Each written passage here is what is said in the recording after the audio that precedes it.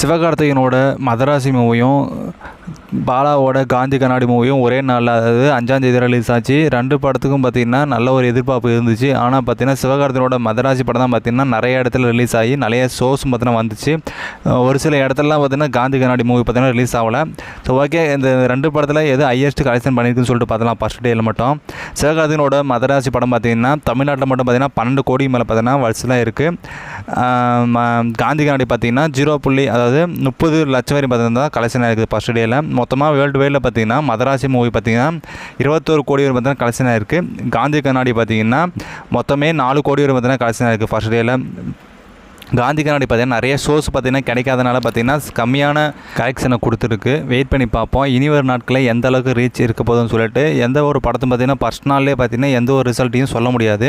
அந்த விதத்தில் பார்த்திங்கன்னா சிவகார்த்திகேயன் மூவியும் பார்த்திங்கன்னா ஒரு சில இடத்துல பார்த்திங்கன்னா எல்லா இடத்துலையும் பாசிட்டிவ் ரிவ்யூ தான் கொடுத்துருக்காங்க. வெயிட் பண்ணி பார்ப்போம் 2 படத்துக்கும் எவ்வளோ ஹையஸ்ட் கலெக்ஷன் வரப்போகுதுன்னு சொல்லிட்டு.